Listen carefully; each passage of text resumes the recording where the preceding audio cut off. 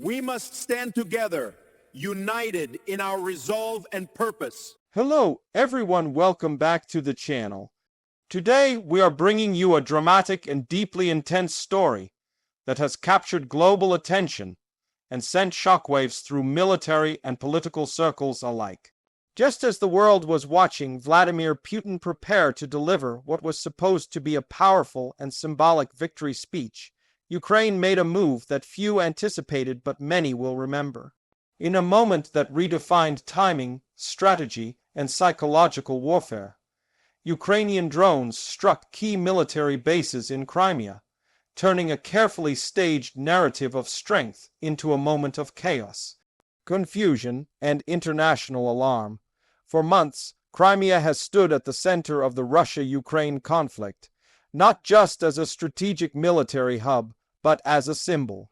Since its annexation in 2014, Moscow has portrayed Crimea as permanently secured, heavily fortified, and untouchable.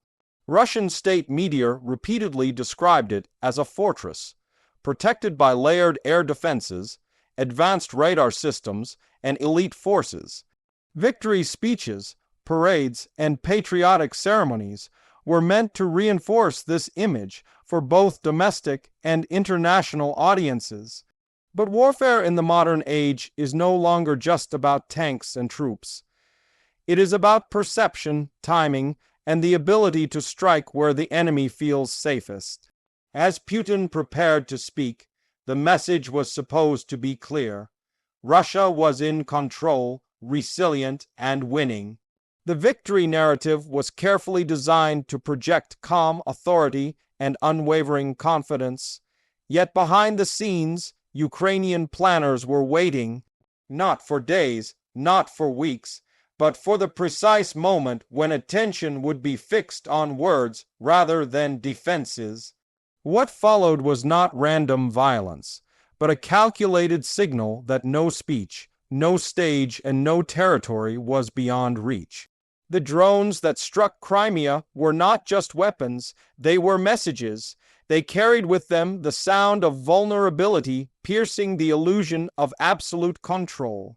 As explosions were reported near major military installations, airfields, and logistical hubs, the carefully rehearsed tone of victory was drowned out by sirens, emergency alerts, and rapidly spreading footage on social media. Even in a region saturated with security, the drones found their paths, slipping through or overwhelming defenses that were assumed to be impenetrable. Crimea's importance cannot be overstated. It serves as a launchpad for Russian naval operations in the Black Sea, an airbase network for strikes across southern Ukraine, and a critical supply corridor linking mainland Russia to occupied territories. Hitting bases in Crimea is not just a tactical move, it is a strategic shock. It challenges Russia's ability to protect its rear areas and forces Moscow to reconsider where the frontline truly lies. What made this moment especially powerful was the timing. Victory speeches are designed to unify, reassure, and inspire. They rely on a sense of order and control. By striking during this symbolic window, Ukraine transformed a moment of propaganda into one of uncertainty. The contrast was stark. On one side, words about triumph and endurance. On the other, the reality of explosions, damaged infrastructure, and disrupted operations. This was not the first time Ukraine demonstrated long-range strike capability, but it was one of the most psychologically impactful. Over time, Ukrainian forces have evolved from defending cities under siege to projecting power deep into contested and occupied territories. Drones have become central to this evolution. They are relatively low cost, highly adaptable, and capable of bypassing traditional defenses when used in coordinated waves. More importantly, they force the enemy to spend enormous resources on protection, stretching air defense systems thin across vast areas. Reports following the strikes suggested that multiple sites were targeted almost simultaneously. Airfields, fuel depots, and command centers were among the suspected locations. Even when damage assessments remained unclear or contested, the mere fact that these strikes occurred was enough to achieve a key objective: to demonstrate reach. In modern conflict, the perception of vulnerability can be as damaging as physical destruction. Russian responses were swift but carefully worded. State officials downplayed the impact, emphasizing that air defenses had intercepted many drones and that damage was limited. This messaging followed a familiar pattern aimed at maintaining public confidence and preventing panic. Yet the repetition of such reassurances over time can have the opposite effect, especially when independent footage and eyewitness accounts tell a different story. Each new incident chips away at the narrative of total control. For Ukraine, this operation was about more than just hitting targets. It was about shaping the story of the war. For years, Russia sought to frame the conflict as distant from ordinary Russian life, something happening elsewhere, managed and contained. Strikes in Crimea blur that boundary. They bring the war closer to places once portrayed as secure and normal, forcing a broader reckoning with the costs and risks of continued aggression. International reactions were immediate and intense. Analysts described the strikes as a sign of Ukraine's growing sophistication and intelligence capabilities. Coordinating such an attack requires not only hardware, but also accurate information, timing, and operational secrecy. It suggests a level of planning that goes beyond improvisation, pointing instead to a mature and adaptive military strategy. Some experts highlighted the symbolic brilliance of waiting for the victory speech moment. In warfare, symbolism matters. History is filled with examples where the timing of an action amplified its impact far beyond the battlefield. By aligning the strikes with a moment meant to celebrate strength, Ukraine inverted the message. Victory speeches are supposed to close chapters and mark achievements. These drones opened new questions and uncertainties. The psychological impact on Russian forces stationed in Crimea is also significant. Morale depends heavily on the belief that one's position is secure. When bases behind the lines come under attack, that belief erodes. Soldiers must now contend with the idea that danger can arrive from the sky at any moment without warning. This constant pressure affects readiness, focus, and confidence, all of which are critical in sustained conflict. From a broader strategic perspective, the strikes underscore a shift in how wars are fought.